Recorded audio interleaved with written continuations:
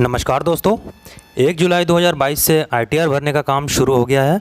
इसी बीच मुझे कई सारे मैसेजेस प्राप्त हुए कि एक बार इस पर भी वीडियो बना दीजिए। आज हम जानेंगे income tax return assessment year 2022-23 को कैसे भरना है। दोस्तों, सबसे पहले मैं आपको बता दूं कि असेसमेंट ईयर और फाइनेंशियल ईयर में क्या अंतर होता है। बहुत लोग दोनों को एक ही समझ बैठते हैं। दोस्तों, अभी जो चल रहा है करंट ईयर, ये पिछले सेशन 2021-22 का असेसमेंट ईयर है। जो भी व्यक्ति रिटर्न फाइल करते हैं वो पिछले फाइनेंशियल ईयर का करंट असेसमेंट ईयर में करते हैं। जैसे अभी जो 1 जुलाई से रिटर्न भरना स्टार्ट हुआ है वो पिछले फाइनेंशियल ईयर का है, जो कि 2022-23 असेसमेंट ईयर में भरा जा रहा है। तो इतनी बात आपको समझ में आ गई होगी कि असेसमेंट ईयर हमेशा 1 साल ज़्यादा होता है। हाँ, और एक बात दोस्तों, बहुत से स्टाफ का मैसेज आता है कि 31 जुलाई 2022 तक आईटीआर फाइल करने की लास्ट डेट है। तो ऐसा भी कुछ भी नहीं है। लास्ट डेट बहुत बार एक्सटेंड किया जाता है, तो आप बिल्कुल निश्चिंत रहें और इस वीडियो को पूरा देखें। उसके बाद आराम से आप खुद अपना आईटीआर फाइल कर सकते हैं। तो चलिए स्टार्ट करते हैं। इनकम टैक्स रिटर्न भरने के लिए सबसे पहले आप आ जाएंगे incometax.gov.in में। उसके बाद ऐसा वेबसाइट खुलेगा। अगर आपने इनकम टैक्स में रजिस्टर नहीं किया है तो यहाँ पर रजिस्टर का ऑप्शन दिया गया है। इस पर क्लिक करके सबसे पहले अपना रजिस्ट्रेशन करना होगा और लॉगिन करने के लिए यहाँ पर लॉगिन का ऑप्शन दिया गया है। यहाँ क्लिक करेंगे। यहाँ सबसे पहले आपको यूज़र आईडी भरनी है, जो कि आपका पैन नंबर होता है। इसको भरने के बाद आप कंटिन्यू पर क्लिक करेंगे। यहाँ पर सबसे पहले आपको सिक्योर मैसेज के साथ एक बॉक्स दिया गया है, इस पर आप क्लिक करेंगे और यहाँ पासवर्ड भर के कंटिन्यू पर क्लिक करना है। यहाँ पर यह डैशबोर्ड आपके सामने आ जाता है। 2021-22 का जो फाइनेंशियल ईयर है, जो 31 मार्च 2022 को ख़त्म हुआ, जिसके लिए जो करंट ईयर 2022-23 चल रहा है, ये असेसमेंट ईयर है। इस फाइनेंशियल ईयर 2022-23 के असेसमेंट ईयर के लिए जो रिटर्न भरनी है, उसके लिए हम यहाँ फाइल नाउ पे क्लिक करेंगे। रिटर्न भरने के लिए सबसे पहले हम असेसमेंट ईयर को सिलेक्ट करेंगे। यहाँ पर हम क्लिक करेंगे, 2022-23 करंट असेसमेंट ईयर को सिलेक्ट कर लेंगे। इसके बाद हम ऑनलाइन मोड को सिलेक्ट करेंगे और कंटिन्यू के बटन को प्रेस करेंगे। अगर हमने पहले से ही इनकम टैक्स रिटर्न भर रखी है, इनकम्प्लीट है, तो यहाँ पर ड्राफ्ट के फॉर्म में आपको दिखेगी। लेकिन क्योंकि हम फर्स्ट टाइम रिटर्न फाइल कर रहे हैं तो यहाँ पर कोई ड्राफ्ट नहीं है और हम नई फाइलिंग को स्टार्ट यहाँ से करेंगे। न्यू फाइलिंग को प्रेस करेंगे। इसके बाद आपको 3 ऑप्शन मिलते हैं। आपको आईटीआर इंडिविजुअल कैपेसिटी में भरना है, हिंदू अनडिवाइडेड फैमिली में, या फिर अदर्स के लिए भर रहे हैं। अभी जो हम चर्चा करेंगे वो इंडिविजुअल के फॉर्म में जो भी गवर्नमेंट एम्प्लॉयज़ हैं वो इंडिविजुअली सबको अपनी रिटर्न फाइल करनी होती है। तो इंडिविजुअल की कैपेसिटी में हम फाइल कर रहे हैं, तो इंडिविजुअल पर क्लिक करके कंटिन्यू पर क्लिक करेंगे। इसके बाद हमें आईटीआर फॉर्म के टाइप को सिलेक्ट करना है, जिसके लिए यहाँ क्लिक करेंगे। आईटीआर 1, 2, 3, 4 और 7 तक ऑप्शन है। इसके अंदर 7 डिसेबल ऑप्शन है। इसमें हम आईटीआर 1 को सिलेक्ट करेंगे और प्रोसीड करेंगे आईटीआर 1 के साथ। इस बटन के ऊपर क्लिक करेंगे। यहाँ पर भी 3 स्टेप दिखाता है। 3 स्टेप में आपको रिटर्न फाइल करना है। सबसे पहले स्टेप में आपको अपने डिटेल्स वैलिडेट करना है, दूसरे स्टेप में आपको उसे कंफर्म करना है और तीसरे स्टेप में आपको सबमिट करना है। लेट्स गेट स्टार्टेड का बटन दिया गया है। हम आगे प्रोसीड करेंगे। अब यहाँ पूछेगा कि आपको आईटीआर क्यों फाइल करना है, क्यों आपको आईटीआर फिल कर रहे हैं। तो इसके लिए आपको 3 ऑप्शन दिए गए हैं, जिसमें पहला ऑप्शन है taxable income is more than basic exemption limit. जो बेसिक एग्जम्पशन लिमिट है वो 2,50,000 की है, यानी कि 2,50,000 तक कोई टैक्स नहीं लगता है। अगर किसी व्यक्ति की इनकम 2,50,000 से कम है तो उसको आईटीआर फाइल करने की कोई ज़रूरत नहीं है। लेकिन अगर इससे ज़्यादा है तो उसको आईटीआर फाइल करना है। तो हम यहाँ पर इस ऑप्शन को सिलेक्ट कर लेंगे कि हमारा जो भी टैक्सेबल इनकम है वो बेसिक एग्जम्पशन लिमिट से ज़्यादा है। इसके बाद कंटिन्यू पर प्रेस करेंगे। इसमें बोल रहा है कि आप इसको अच्छी तरह से पढ़ लें और कंफर्म करें कि सारी डिटेल्स आपके ठीक हैं। इसको ओके करेंगे। इनकम टैक्स रिटर्न में जो डिटेल्स है वो 5 हिस्सों में डिवाइड किए गए हैं। इसमें पहला पॉइंट है पर्सनल इन्फॉर्मेशन, दूसरा है ग्रॉस टोटल इनकम, तीसरा है टोटल डिडक्शन और चौथा है टैक्स पेड और 5वां है टैक्स लायबिलिटी। इसमें जैसे ही आप इस पेज पर आते हैं, सिर्फ पर्सनल इन्फॉर्मेशन का जो लिंक है वही एक्टिवेट होता है। इसके बाद जो चारों लिंक है ये डीएक्टिवेट होते हैं। इसका मतलब ये हुआ कि आपको step by step he return file करना होगा। तो सबसे पहले हम पर्सनल इन्फॉर्मेशन को चेक करते हैं, वेरीफाई करना है और कंफर्म करना है। इसके लिए इस पर क्लिक करेंगे। इसके ऊपर क्लिक करने के बाद आपको पर्सनल इन्फॉर्मेशन का जो पेज खुलता है, जिसमें आपका नाम, पैन, डेट ऑफ बर्थ और आधार नंबर दिया गया है। इसके साथ आपका कॉन्टैक्ट डिटेल भी दिया गया है। अगर कॉन्टैक्ट डिटेल ठीक है तो ऐसे ही रहने दें। अगर चेंज करना है तो इसके राइट में एडिट का ऑप्शन दिया गया है, इस पर आपको प्रेस करना है और आपका जो मोबाइल नंबर है, ईमेल एड्रेस है या रेसिडेंशियल एड्रेस है, इसको आप यहाँ पर सही कर लेंगे। इसके बाद आप सेव कर देंगे। इस तरीके से आपकी जो कॉन्टैक्ट डिटेल है वो एडिट हो जाएगी। इसको अपडेट करने के बाद यहाँ से नेचर ऑफ़ एम्प्लॉयमेंट को सिलेक्ट करेंगे, जिसके ऑप्शन इस प्रकार से हैं। इसमें जो ऑप्शन दिए गए हैं वो central government, state government, public sector undertaking, pensioner, others या नॉट अप्लीकेबल यानी कि फैमिली पेंशन वाले। इसमें अगर सेंट्रल गवर्नमेंट के एम्प्लॉई हैं तो सेंट्रल गवर्नमेंट करेंगे, स्टेट गवर्नमेंट है तो स्टेट गवर्नमेंट सिलेक्ट करेंगे। एग्जांपल के लिए मैं यहाँ पर स्टेट गवर्नमेंट को सिलेक्ट कर लेता हूँ। इसके बाद सेक्शन बताया जा रहा है कि कौन से सेक्शन में ये रिटर्न फाइल की जा रही है। सेक्शन 139(1) फ्रेश रिटर्न को फाइल करने के लिए जो ड्यू डेट से पहले सबमिट की जाती है। चूँकि अभी ड्यू डेट नहीं निकली है तो हम इस रिटर्न को सेक्शन 139(1) के अंदर फाइल करेंगे और इस ऑप्शन को सिलेक्ट कर लेंगे जो कि ऑलरेडी सिलेक्टेड है। इसके बाद यहाँ पर एक बहुत ही इंपॉर्टेंट ऑप्शन है जो कि आपको ध्यान रखना है। यहाँ पर आप इस रिटर्न को न्यू टैक्स रिजाइम में फ़ाइल कर रहे हैं या ओल्ड टैक्स रिजाइम में फ़ाइल कर रहे हैं। इन दोनों में जो मेन डिफरेंस है वो डिडक्शन का है। न्यू टैक्स रिजाइम में किसी भी प्रकार का डिडक्शन को अलाउ नहीं किया गया है। सिर्फ जो गवर्नमेंट कंट्रीब्यूशन होता है एनपीएस एम्प्लॉय के संबंध में, उसी को ही अलाउ किया गया है। बाकी कोई डिडक्शन अलाउ नहीं है। जबकि ओल्ड टैक्स रिजाइम में स्टैंडर्ड डिडक्शन भी है, एग्जाम्पशंस भी है और सेविंग्स के डिडक्शन भी हैं। तो यहाँ पर ध्यान रखने वाली बात यह है कि अगर आपको रिटर्न पुराने टैक्स के हिसाब से जमा करना है तो इस ऑप्शन को नो करेंगे, और अगर आप न्यू टैक्स स्लैब के हिसाब से इसको जमा करना चाहते हैं तो आप इस ऑप्शन को यस करेंगे। फ़िलहाल मैं इस ऑप्शन को नो कर रहा हूँ। इसके बाद आप अपने बैंक डिटेल्स को यहाँ पर चेक करेंगे। यहाँ पर जो बैंक ऑलरेडी बैंक ऐड होते हैं यहाँ दिखाए जाते हैं। अगर आपने आपका कोई बैंक अकाउंट नहीं दिया है तो यहाँ पर ऐड अनदर का बटन है, इसमें आप बैंक अकाउंट ऐड कर सकते हैं। जो बैंक अकाउंट यहाँ पर ऐड करेंगे उनमें से किसी एक बैंक अकाउंट को आपको रिफ़ंड के लिए भी सिलेक्ट करना होगा। इसके लिए यहाँ पर एक बटन दिया गया है जो ब्लू कलर में दिख रहा है। अगर इसको एक बार आप क्लिक करते हैं तो ये इनएक्टिव हो जाता है और दोबारा क्लिक करते हैं तो ये एक्टिव हो जाता है। और इसके बाद इस डिटेल को हम कंफर्म कर देंगे। जैसे कि ये डिटेल कंफर्म करते हैं, पर्सनल इन्फॉर्मेशन के सामने कंफर्म का नोटिफिकेशन आ जाता है। जैसे ही पहला पॉइंट कंफर्म होता है, दूसरा पॉइंट जो ग्रॉस टोटल इनकम का है ये एक्टिवेट हो जाता है। इसके डिटेल्स को कंफर्म करने के लिए इसके ऊपर हम क्लिक करेंगे। जैसे ही क्लिक करते हैं सैलरी से एग्जाम्पशन के बारे में आपसे कंफर्मेशन लेता है। इनमें आपको यस नो के जो ऑप्शन वो सिलेक्ट करने होते हैं। यहाँ पर जो पॉइंट दिए गए हैं वो इस प्रकार है कि अगर आपने टूर या ट्रांसफ़र पर कोई एग्जाम्पशन लेना है तो उसके लिए आपको यस करना है, और एग्जाम्पशन नहीं लेना है तो उसको नो करना है। अगर आपको कोई special compensatory allowance, education allowance की छूट लेनी है या फिर हॉस्टल अलाउंस की एग्जाम्पशन लेनी है तो इसको यस करना है, अदरवाइज़ इसको नो करना है। अगर आप इसको यस करते हैं तो इसके अमाउंट को यहाँ पर फिल करना है, अदरवाइज़ इसको नो कर देंगे।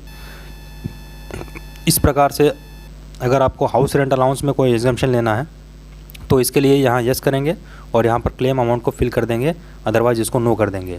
इसी प्रकार से लीव ट्रैवल अलाउंस में कोई एग्जाम्पशन लेना है तो यस करेंगे, अदरवाइज़ नो करेंगे। सैलरी इनकम में अगर आपको किसी और प्रकार का एग्जाम्पशन लेना है तो इसको आप यस करेंगे। यहाँ पर जो एग्जाम्पशन दिए गए हैं वो जनरली रिटायरमेंट केस के हैं। क्या आपको ग्रेच्युटी मिली है या फिर लीव एनकैशमेंट मिला है या कंपेंसेशन मिला है या कम्यूटेड वैल्यू मिली है पेंशन की, जो उसको आप यहाँ पर फिल कर देंगे, जो कि टैक्स फ्री होती है। अगर आपको इसमें से कोई एग्जाम्पशन नहीं लेनी है तो आप इसको नो कर देंगे। इसके बाद कंटिन्यू करेंगे। कंटिन्यू करने के बाद अगर यहाँ पर आपका डाटा फॉर्म 16 जो आपको मिला है उससे डाटा से मैच नहीं करता है तो आपको यहाँ से इसको एडिट करना है। अगर ये सेम आता है तो आपको इसको एडिट करने की कोई ज़रूरत नहीं है। इसके सेकंड पॉइंट में आप इनकम फ्रॉम हाउस प्रॉपर्टी, अगर आपने कोई लोन ले रखा है, अगर आप रेंटेड हाउस में रहते हैं, उसमें आप छूट लेना चाहते हैं तो उसको आप यहाँ पर फिल करेंगे। इसके लिए आपको यहाँ पर ऐड या एडिट के बटन दिए गए हैं। अगर आपने कोई हाउसिंग लोन ले रखा है सेल्फ ऑक्यूपाइड प्रॉपर्टी के ऊपर, जो आपको उसको यहाँ पर बोरोड कैपिटल पर जो इंटरेस्ट आपने दे रखा है उस इंटरेस्ट के अमाउंट को इसमें फिल करेंगे। अगर आपने मकान रेंट पर दे रखा है और उससे आपको रेंटल इनकम हो रही है तो उस रेंटल इनकम में से 30% का माइनस करके उस इनकम को यहाँ पर फिल कर देना है और यहाँ से इसको ऐड कर देंगे। कैंसिल करके हम वापस आ जाते हैं। इसके बाद जो नेक्स्ट पॉइंट है इनकम फ्रॉम अदर सोर्स, इसके अंदर आपको जो डिपॉजिट्स है एफडी है बैंक के अंदर, पोस्ट ऑफिस के अंदर, जो कोऑपरेटिव सोसाइटी के अंदर, या फिर आपका कोई सेविंग बैंक अकाउंट का इंटरेस्ट है वो इसके अंदर आपको फिल करना है। इसके अंदर आपको फिल करने के लिए यहाँ पर ऐड का बटन दिया गया है। इस ऐड के बटन को क्लिक करेंगे। अब यहाँ पर ये फिर से आपको ऑप्शन देगा, अगर आपके पास सेविंग्स बैंक अकाउंट का इंटरेस्ट है तो इसको हम येस करेंगे। जो इंटरेस्ट आया है उस अमाउंट को यहाँ पर फिल करेंगे। दूसरा पॉइंट है आपके बैंक या पोस्ट ऑफिस में जो एफडी वगैरह करवाई जाती है उसके ऊपर जो इंटरेस्ट मिलता है उसके लिए फैमिली पेंशन से इनकम हो रही है तो यस करके उसको यहाँ पर फिल कर देंगे। अगर कोई इनकम टैक्स रिफ़ंड आपको मिला है तो उसको यस करके इसमें फिल कर देंगे। अगर इसके अलावा भी कोई इनकम हुई है तो उसको यस करके यहाँ पर फिल कर देंगे। उसके डिस्क्रिप्शन में लिख देंगे कि वो किस चीज़ की इनकम है। अगर कोई डिविडेंड की इनकम हुई है तो उसको हम यस करेंगे और यहाँ पर हम उसको फिल कर देंगे। अगर कोई डिविडेंड इनकम नहीं है तो उसको हम यहाँ पर नो कर देंगे। इसके बाद आगे कंटिन्यू करेंगे। अगर इसमें कोई आपको चेंज नहीं करना है तो बैक आ जाएंगे। इसके बाद आपको यहाँ पर ग्रॉस टोटल इनकम शो करेगा। ग्रॉस टोटल इनकम में से जो एग्जेम्प्टेड इनकम है उसके डिटेल को इसके नीचे फिल किया जाएगा। एग्जाम्पशन को ऐड करने के लिए हम यहाँ पर ऐड डिटेल्स को क्लिक करेंगे। अब हमारा एग्जाम्पशन किस प्रकार का लेना चाहते हैं, जैसे कि जो डिटेल है यहाँ पर दी गई है कि एग्रीकल्चर इनकम है या फिर किसी और रीजन का, जो सारे रीजन इसमें दे रखे हैं, ट्रैवल अलाउंस का है, चिल्ड्रन एजुकेशन अलाउंस है, या इनमें से जो भी रिलेवेंट हमारा रीजन है उसको हम यहाँ पर सिलेक्ट करेंगे और उसको अमाउंट को हम यहाँ पर फिल करके ऐड कर देंगे। इसके बाद लास्ट में आकर हम यहाँ पर कंफर्म के बटन को प्रेस करेंगे। जैसे ही हम इसको कंफर्म करते हैं वैसे ही हमारा जो दूसरा पॉइंट है ग्रॉस टोटल इनकम वो कंफर्म हो जाता है। इसके कंफर्म होने के बाद जो टोटल डिडक्शन का फील्ड है वो ओपन हो जाता है। डिडक्शन को फिल करने के लिए इसके ऊपर क्लिक करेंगे। इसमें सबसे पहले जो दिया गया है वो डोनेशंस का है। अगर आपने कोई डोनेशन पेड किया है और उसका डिडक्शन चाहते हैं तो उसको येस करेंगे। यहाँ पर इसके लिए ATG का फॉर्मेट है उसको फिल करना होगा। अगर आप डिडक्शन के किसी अमाउंट को क्लेम नहीं करते हैं तो इसको नो कर देंगे। इसी प्रकार से अगर आप साइंटिफिक रिसर्च के लिए कोई डोनेशन दिए हैं तो यहाँ पर येस करेंगे। अगर आप सेक्शन 80G में कोई डिडक्शन चाहते हैं तो इसको येस करेंगे और इसके अमाउंट को यहाँ पर फिल करेंगे। सेक्शन 80C में अगर कोई डिडक्शन लेनी है तो येस करेंगे, उसके अमाउंट का यहाँ पर फिल करेंगे। 80C के अंदर सेविंग्स करने की जो लिमिट है वो 1,50,000 रुपये है, तो मैक्सिमम आप इसके अंदर 1,50,000 ही डिडक्शन ले सकते हैं। उसके लिए आपको यहाँ पर येस करना है और उसके अमाउंट को फाइल करना है। अगर आप NPS के एम्प्लॉय नहीं हैं तो इसको आपको नो करना है। सेक्शन 80D जो कि मेडिकल एक्सपेंडिचर से रिलेटेड है, इसकी अगर आपको कोई छूट लेनी है तो इसको आप येस करेंगे। इसके लिए आपको शेड्यूल 80D को फिल करना होगा। हायर एजुकेशन के लिए जो लोन लिया जाता है उसके इंटरेस्ट की जो छूट है वो सेक्शन 80E में मिलती है। अगर आपको ये डिडक्शन लेना है तो इसको येस करेंगे और इसमें जो इंटरेस्ट पेड किया है हायर एजुकेशन लोन के ऊपर जो अमाउंट को यहाँ पर फिल कर देंगे। इसके अलावा किसी प्रकार का डिडक्शन है तो उसके लिए येस करेंगे। यहाँ से हम डिडक्शन की टाइप को सिलेक्ट करेंगे। अगर कोई डिडक्शन नहीं लेनी है तो सिंपली इसको नो कर देंगे और आगे कंटिन्यू करेंगे।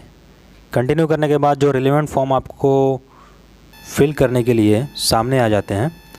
अगर आपको इनमें से कोई भी छूट लेनी है तो रिलेवेंट फॉर्म को ओपन करेंगे और उसके अमाउंट को फिल करके ऐड कर लेंगे। ये सारे अमाउंट ऐड करने के बाद आपकी जो टोटल डिडक्शन है वो यहाँ पर शो करेगी। टोटल डिडक्शन भर देने के बाद आपको इसको कंफर्म करेंगे। जैसे ही आप कंफर्म के बटन को प्रेस करेंगे टोटल डिडक्शन का जो पॉइंट है उसके सामने कंफर्म लिखा हुआ आने लगेगा और टैक्स पेड का जो पॉइंट है ये एक्टिव हो जाएगा। इसके कैलकुलेशन चेक करने के लिए आपको इस पर क्लिक करना होगा। इसमें आपने जितने भी टैक्स पेड कर रखे हैं और आपकी सैलरी से जो TDS डिडक्ट हुआ है वो यहाँ पर शो करेंगे। अगर इसका डिटेल फॉर्म 16 से मैच नहीं करता है तो इसकी डिटेल को आप ओपन करके एडिट करेंगे। इसमें अगर किसी डिटेल को एडिट करना है तो यहाँ जो चेक बॉक्स दिया गया है इसको सिलेक्ट करेंगे, एडिट के बटन को प्रेस करेंगे और जो भी अमाउंट हमें चेंज करना है उसको हम यहाँ पर सही कर लेंगे। इसको सेव कर लेंगे। सेव करने के बाद यहाँ जो टोटल टैक्स पेड का अमाउंट है फॉर्म 16 से मैच करने के बाद ही हम इसको कंफर्म करेंगे। जैसे ही हम कंफर्म के बटन को प्रेस करते हैं टैक्स पेड का जो पॉइंट है इसके ऊपर कंफर्म लिखा हुआ आ जाता है। इसके बाद लास्ट पॉइंट है टोटल टैक्स लायबिलिटी। इसमें हम ओपन करेंगे इसमें आपकी जो कैलकुलेशन है वो सारी आ जाती है। ग्रॉस टोटल इनकम आपने कितनी है, कितना टैक्स बनता है। और अगर सेक्शन 89 के अंदर आपको कोई टैक्स रिलीफ लेनी है तो इसके लिए आपको फॉर्म 10E भरना होगा। इस रिटर्न को सबमिट करने से पहले आपको फॉर्म 10E भर के सबमिट करना होगा, तभी आप सेक्शन 89 के अंदर इनकम टैक्स रिलीफ ले सकते हैं। इसके बाद हम इसको कंफर्म कर देंगे। इस प्रकार की ये 5 पॉइंट है, ये पाँचों पॉइंट को हम एक एक करके कंफर्म करेंगे। पाँचों पॉइंट को कंफर्म करने के बाद यहाँ से प्रोसीड करेंगे। रिटर्न का प्रीव्यू देखने के लिए यहाँ पर प्रीव्यू का बटन दिया गया है, इसको हम प्रेस करेंगे। इसमें वेरिफिकेशन के लिए जो चेकबॉक्स लगा हुआ है, इस चेकबॉक्स को हम क्लिक करेंगे और प्रोसीड टू प्रीव्यू पे बटन को प्रेस करेंगे। इस प्रकार से ये जो आपके जो रिटर्न का फॉर्म है ITR 1, ये पूरा फिल होकर आपके सामने आ जाएगा। इसको हम अच्छी तरह से चेक कर लेंगे। चेक करने के बाद इसे हम वैलिडेशन के लिए प्रोसीड करेंगे। अगर रिटर्न की सारी एंट्रीज ठीक है तो वैलिडेशन सक्सेसफुल का मैसेज आएगा। इसके बाद हम वेरिफिकेशन के लिए प्रोसीड कर सकते हैं। अगर यहाँ कोई एरर आती है तो इसको आपको ठीक करना होगा। उसके बाद फिर से हम इसको वैलिडेट करेंगे और जब वैलिडेट सक्सेसफुल हो जाएगा इसके बाद हम वेरिफिकेशन के लिए प्रोसीड करेंगे। वेरिफिकेशन के लिए 3 ऑप्शन है, या तो हम साथ साथ ही ई-वेरीफाई कर दें, या फिर दूसरे ऑप्शन में हम इसे 120 दिन के अंदर ई-वेरीफाई करें, या फिर तीसरा ऑप्शन दिया गया है कि आप इस इनकम टैक्स रिटर्न के एक्नॉलेजमेंट को डाउनलोड कर लें, उसके ऊपर सिग्नेचर करके इनकम टैक्स डिपार्टमेंट को 120 दिन के अंदर पोस्ट कर दें। इनमें से आपको जो भी ऑप्शन लेना है उसको आप सिलेक्ट करेंगे और कंटिन्यू पर क्लिक करेंगे। मान लेते हैं कि आपको साथ ही इसको ई-वेरीफाई करना है, तो पहले ऑप्शन को आप सिलेक्ट कर लेंगे और यहाँ से कंटिन्यू करेंगे। ई-वेरिफिकेशन के जो ऑप्शन है वो यहाँ पर दिए गए हैं। इसमें सबसे पहला ऑप्शन है कि आधार के साथ जो मोबाइल रजिस्टर्ड है उसके OTP के थ्रू आप इसको वैलिडेट करेंगे। दूसरा ऑप्शन है कि डिजिटल सिग्नेचर सर्टिफिकेट के माध्यम से इसको ई-वेरीफाई करें। तीसरा ऑप्शन है कि नेट बैंकिंग के थ्रू आप EVC इलेक्ट्रॉनिक वेरिफिकेशन कोड को जनरेट करें, या फिर बैंक अकाउंट की डिटेल्स को साथ आप EVC को जनरेट करें और इससे इसको वेरीफाई करें। और या आपके पास कोई डीमैट अकाउंट है तो उसके थ्रू आप EVC यानी कि इलेक्ट्रॉनिक वेरिफिकेशन कोड को जनरेट करके उससे वेरीफाई करें। अगर आपके पास पहले से ही इलेक्ट्रॉनिक वेरिफिकेशन कोड है तो इस ऑप्शन को आप सिलेक्ट करें और इस कोड को यहाँ पर फिल कर देंगे। इससे भी आप ई-वेरीफाई कर सकते हैं। या फिर आधार के साथ मोबाइल रजिस्टर्ड है और उसका OTP पहले से ही आपके पास मौजूद है तो आप इस लास्ट ऑप्शन को सिलेक्ट करके उस OTP को यहाँ पर फिल करके ई-वेरीफाई कर सकते हैं। अगर आपके पास ऐसा OTP अभी नहीं है तो इसके लिए आप पहले ऑप्शन को सिलेक्ट करेंगे और यहाँ पर कंटिन्यू करेंगे। जैसे ही आप कंटिन्यू करेंगे आपके रजिस्टर्ड मोबाइल नंबर पर एक OTP आएगा जिसको आप फिल कर देंगे और अपनी रिटर्न को ई-वेरीफाई करके सबमिट कर सकते हैं। तो दोस्तों आज इतना ही। वीडियो पसंद आया तो लाइक करें, शेयर करें, सब्सक्राइब करें ताकि आने वाले अपडेट्स आपको समय पर मिलते रहें।